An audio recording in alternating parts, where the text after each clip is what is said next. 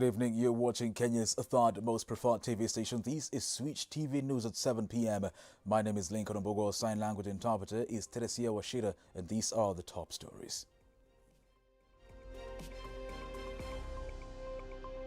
Tougher economic times ahead as President Kenyatta signs into law Finance Bill 2021, seeking an increase in taxation on liquefied petroleum gas, airtime, and internet services.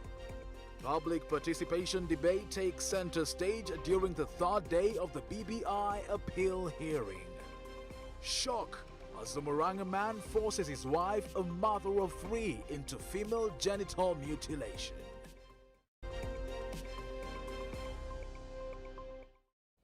Glad you're watching. Over 30 minutes of the broadcast begin now. President Uhuru Kenyatta has signed the Finance Bill 2021 into law. The bill will see an increase in taxation on liquefied petroleum gas, airtime and internet services. This means from today, Kenyans will have to part with at least 350 shillings more for the 13-kilogram cooking gas, which currently retails at 2,250 shillings. Flora Limuki with more. As the BBI hearing seeking to amend the High Court decision gets to day 3, public participation took center stage. According to lawyer Caroline Njoroge, the initiative intending to amend the constitution was not presented to the people. Yet, Kenyans are entitled to civic education according to Elections Act that govern the IEBC. That the bill, the Constitution of Kenya Amendment Bill 2020, I would call the impugned bill, was not prepared in such a manner. It does not comply with Article 10 of the Constitution. There was no public participation. And I demonstrate this way, my lords and my ladies, that the motive of the promoters, as it has been submitted, that it is the executive, the motive, the intention, was not presented to the people of Kenya. The first Gazette notice was all about policy issues. Apologies will be coming with our story after this. 50% of Kenyans would not participate in any constitutional change activities as proposed by the BBI bill, with only 19% voting yes if the referendum was to be conducted today. This is according to the Trends and Insight for Africa TIFA, who have said that under keen examination, the reasons that would hinder a majority of Kenyans from voting for constitutional change are right as depicted in the findings. Robert Homer with the details. As the fate of Building Bridges initiative case still stands unknown, after the BBI Frontiers filed an appeal to challenge the High Court ruling against the BBI, the battle of figures and finding is unveiling. The Trends and Insights FKR African TIFA has produced its findings on the divisive opinions of the public. TIFA's findings say, among the major reasons why a section of the Kenyans would not vote in favor of the BBI if a referendum was to be conducted today include increased budgetary allocation to counties, use of government resources to promote BBI, creating Prime Minister positions and 2 Deputy Prime Ministers. Public participation was a matter of interest during the third day of the BBI appeal hearing as the respondents pleaded their case before the 7-judge bench. They argued that Kenyans were not fully involved during the amendment process, yet all the sovereignty belongs to people according to the Constitution. Caroline Summer with that story. As the BBI hearing seeking to amend the High Court decision gets to day 3, public participation took center stage. According to lawyer Caroline Njoroge, the initiative intending to amend the constitution was not presented to the people. Yet, Kenyans are entitled to civic education according to Elections Act that govern the IEBC. That the bill, the Constitution of Kenya Amendment Bill 2020, I would call the impugned bill, was not prepared in such a manner. It does not comply with Article 10 of the Constitution. There was no public participation. And I demonstrate this way, my lords and my ladies, that the motive of the promoters, as it has been submitted, that it is the executive, the motive, the intention, was not presented to the people of Kenya. The first Gazette notice was all about policy issues. The second Gazette notice, the terms of reference include statutory changes and constitutional changes. Lawyer Elias Mutuma, representing the Third Way Alliance, added that the speed at which the BBI initiative was being pushed was wanting. I am afraid to submit that, unfortunately, for such an important institution of the state like IBC to be dragged into this business of hop, step, and jump, similar to the legend in the Simon Makonde story, where in 7 days, the politicians involved in this process actually marshaled and stampeded millions of signatures in 7 days, like Simon Makonde, who was born on Monday and something happened on Tuesday. I think he wasn't named.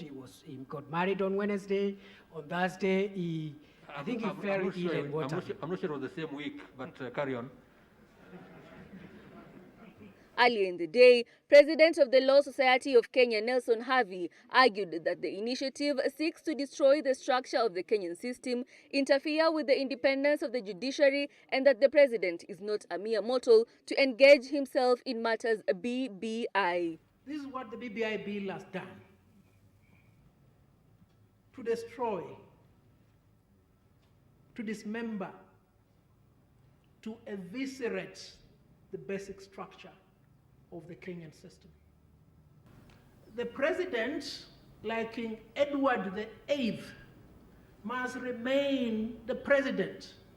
If he wants to engage in the affairs of other lesser mortals, then he must abdicate. There are no two options to this matter. Coming to the president's rescue, lawyer Ndegwa Njiru said, according to Article 131 of the Constitution, the president is supposed to safeguard national unity and that BBI's aim is to initiate peace among Kenyans. The role of the president in the entire process was detailed in Article 131 of the Constitution. What does it provide? That the president has the role of initiating national unity. Tomorrow marks the end of the 4-day BBI hearing case at the Court of Appeal as Kenyans await for the outcome. Caroline Tuma, Switch TV. Thank you, Caroline Simmer. Moving on, the Senate Legal Committee has approved Senator MURKOMEN'S bill seeking to amend the Elections Act and remove a requirement for individuals vying for MCA and MP positions to have a bachelor's degree. This comes just a week after politician Gloria Robo filed a petition to prevent the act from taking effect ahead of the 2022 general elections. Namukunda Samuel reports. The Senate Legal Affairs Committee has said the bill will ensure Kenyans seeking elective posts are not discriminated upon. The Elgeyo Marakwet Senator wants Section 22, Subsection 1 of the Elections Act amended by deleting paragraph B that it states that a person must hold a degree from a recognized university in Kenya in order to be nominated as a candidate for election. What is the word? No Kenyan should be treated differently because of their economic status, education status, tribal status. So when you start introducing things like that, you're already saying that, leadership is for a certain few. And that is discrimination. In the bill, Murkomen wants anyone who is able to read and write in the English or Swahili languages, or in the case of a person who is deaf but is literate in the Kenyan Sign Language, eligible to vie. Let me say that was not me speaking. That's what the law says. Section 22 of the Elections Act says that. So it's not something the commission has come up with. Murkomen, an ally of Deputy President William RUTO, argues that the act as it is discriminatory and bars ordinary Kenyans from serving in public office. My argument is not based on whether or not you should have a degree or not a degree. My argument is based on what really is, what does that degree equate to? This comes just a week after politician Gloria Oroba filed a petition to prevent the act from taking effect come 2022. A fortnight ago, Independent Electoral and Boundaries Commission IEBC Chairman of Lachi Bukati announced that only those with degrees will be able to run for office come 2022. 2022. Namukana Samuel, Switch TV. Thank you, Demikele Samuel. 50% of Kenyans will not participate in any constitutional change activities as proposed by the BBI bill, with only 19% voting yes if the referendum was to be conducted today. This is according to the Trends and Insight for Africa TIFE, who have said that under keen examination, the reasons that will hinder a majority of Kenyans from voting for constitutional changes are right as depicted in the findings. Robert Homer with the details. As the fate for the Building Bridges Initiative case still stands unknown after the BBI Frontiers filed an appeal to challenge the High Court ruling against the BBI, the battle of figures and finding is unveiling. The Trends and Insight for Africa, TIFA, has produced its finding on the divisive opinions of the public.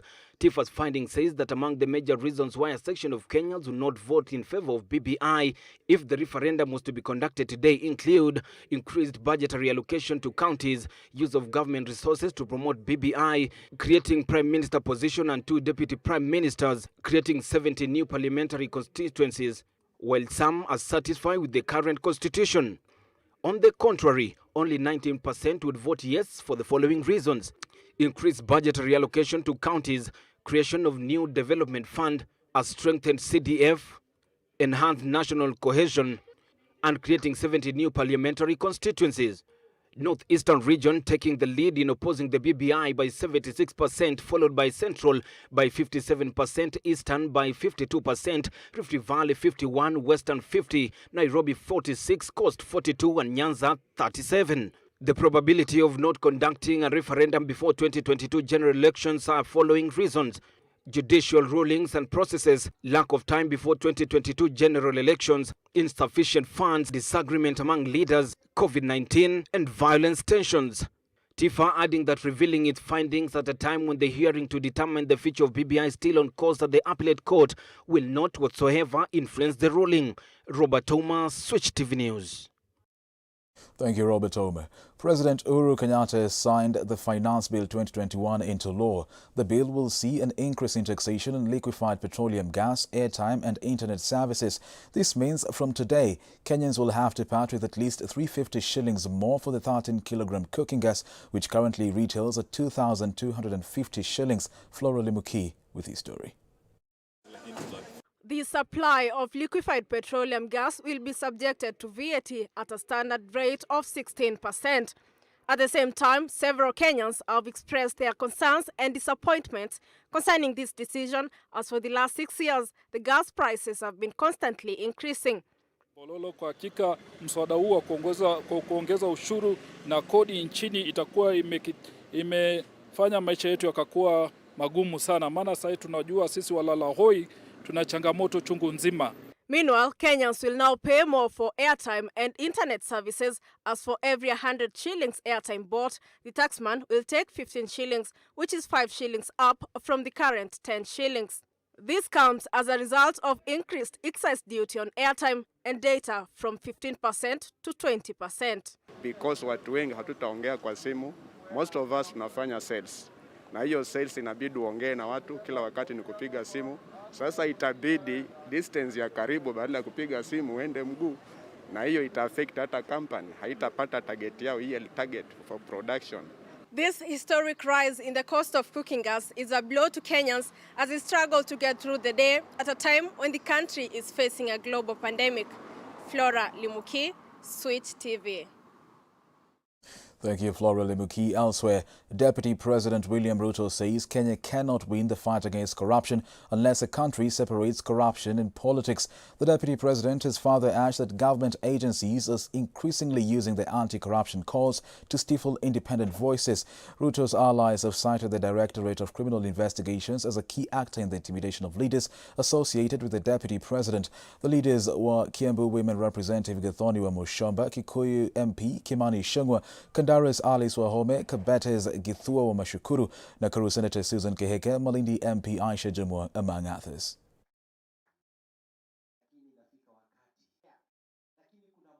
Let us leave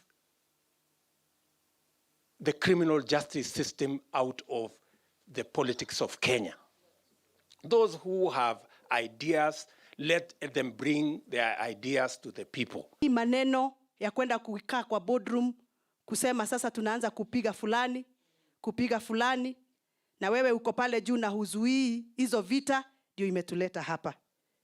Sisi tunataka philosophy ya Wajiko, Akinyi, Atieno, Kadija ya hapa chini. Tuanze chini, tuende juu. But today, any politician or any political leader who is seen to be inclining towards the deputy president is being persecuted and prosecuted by DCI, EACC, DPP, and all state agencies, including our business community, who are being persecuted by KRA simply because they work with the... Well, that political story takes us to a short commercial break. Stay tuned, we'll be back with more.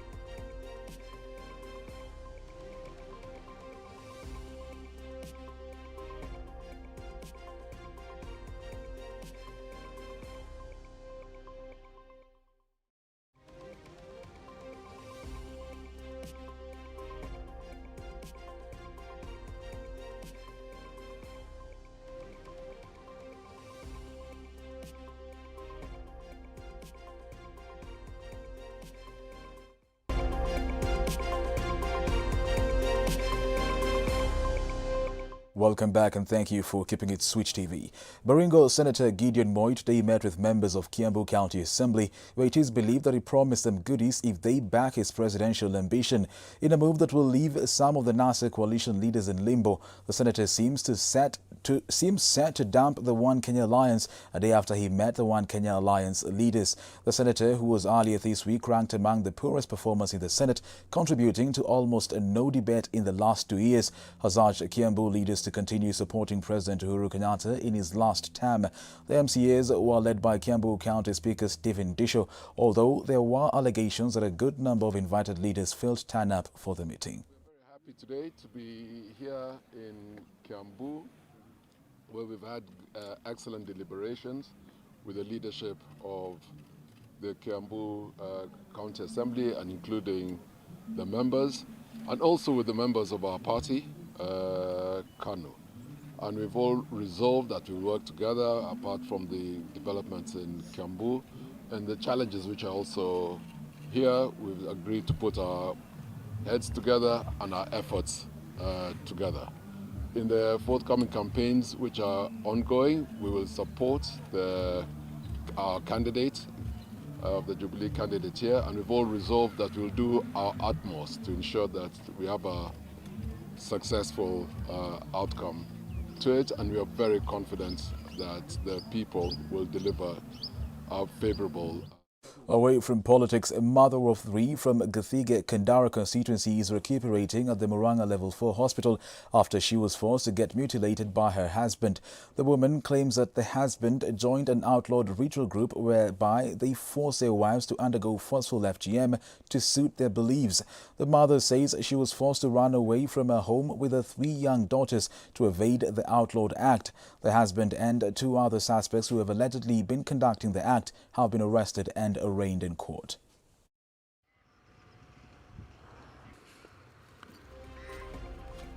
Wanangu alianza kuokoka kanisa hii inaitwa Mwegeke. Na wakati alianza kuokoka hiyo kanisa, walikuja nyumbani wakachicha kondoo. Wakati walichicha kondoo walikuwa kitu watu 30 peoples. Na vile walichicha hiyo kondoo, alikuja nyumbani walikuwa wanaume. Na mwenye alijia ni mzee wangu akanifungulisha nyumba, mimi nikafungua. Akina James Kehara, John Masaria na watu wengine wakakuja wakanishika shingo, wakanifuruta nguo, wakaanza kunikatakata sehemu yangu ya siri. Kuniduga tu na shindano. Hapo ndio mimi nilienda nikaripoti huko Kandara. How unfortunate. It has been 2 years since the Central Bank of Kenya released a new banknotes in a bid to tackle money laundering, fake currency and corruption. However, many Kenyans argue that the new notes are not as durable as the old ones. These comes after the Central Bank of Kenya Governor Patrick Njoroge defended the banknotes, saying that Kenyans' inability to handle the notes has made the notes vulnerable to wearing out. Richard Duarte with his story. In October 2019, in a bid to tackle corruption, Kenya introduced new banknotes. However, many Kenyans now claim that the banknotes are wearing out easily. Sasa kuhusu hiyo noti ya zamani, 50 kwanza sio pesa. Sababu 50 inararuka haraka. Lakini kama noti ya giri peke yake na 500 na 200, hiyo iko sawa. Hata 100 sio mzuri. Hii pesa ziko na shida kubwa sana. Noti inaharibika haraka. Kwanza ikipitia kwenye maji, hilo unaweza kusahau hiyo.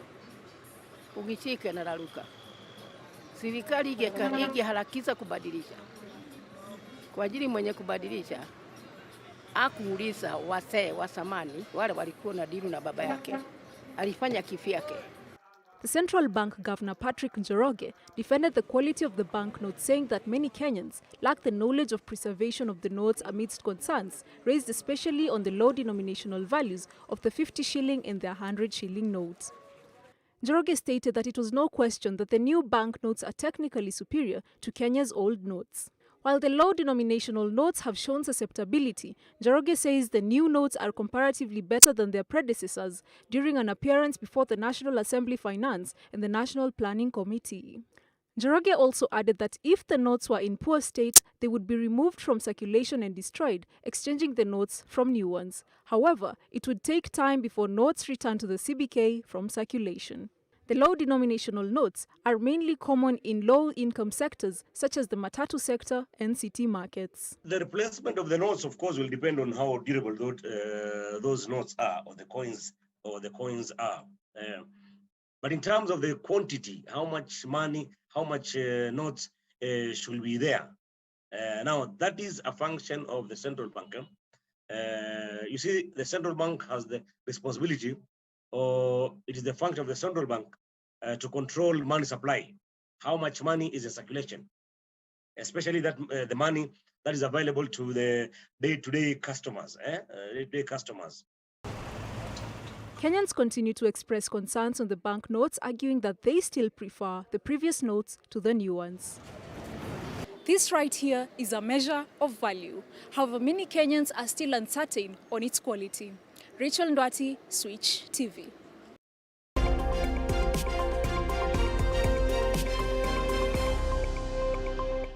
And from the business desk, more than 5.5 million taxpayers filed their tax returns to the Kenya Revenue Authority for the year 2020 as the filing period officially closed at midnight on Wednesday, 30th June. This means that 1.1 million more taxpayers turned out to file their tax returns this year compared to 4.4 million Kenyans who filed their returns last year, reflecting a 19% growth. Currently, there are about 6.1 million taxpayers who are registered on iTax, and KRA projects to increase the number of active taxpayers by 2 million to 8.2 million by the end of June 2023. The process of filing of returns starts from January of every calendar year.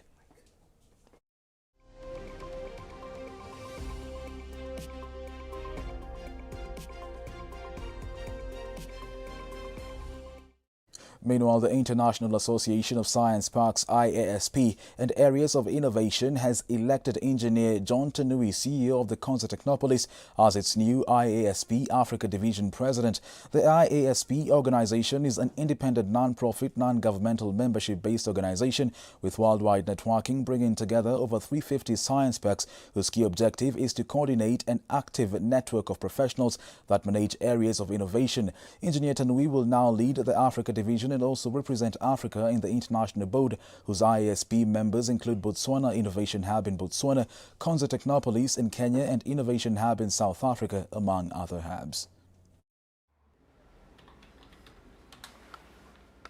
My role at the African Division would be to bring together the science parks and the places of innovations in the African Division. Some of the activities that we will be having is things like annual conferences. We already got the National Data Center located at KONZA Technopolis. So this being a digital platform will be available to innovators and startups to use. The second one is the establishment of the Research Institute here at KONZA, the Kenya Advanced Institute of... Moving on, over the years, the basic idea of business etiquette has been misunderstood, and this has led to bad business practices which make working together more difficult. Our very own Apollo James shows us tips for improving business etiquette. Take a look. Business etiquette is the manners and behaviors expected within the workplace, and it's a vital part of a productive work environment. Although workplace cultures and expectations can vary between companies, the basics of business etiquette can be used in almost every kind of workplace. Business etiquette is all about treating co-workers and customers with respect and honesty. That means things like offering a firm handshake when initially meeting someone, showing up on time, or simply using please and thank you. Gestures like this can make the other person feel appreciated. When having a conversation, always give people your full attention. Using good eye contact and being an active listener shows you're engaged and that you value the other person's time and thoughts. Also, write and speak in a friendly, professional tone. Staying polite and positive can prevent someone from misunderstanding you. If your tone is bossy or annoyed, on the other hand, it could irritate the other person and make them uncooperative. In a business setting, it's best to use your smartphone sparingly. Put it away when you're in a conversation or meeting and focus on the people around you. Otherwise, if you keep your eyes on the phone, they'll probably feel disrespected. How you carry yourself in the workplace can make a big difference in your career. Follow the basics of business etiquette wherever you work, and you'll likely make a strong impression. Apollo James, Switch TV.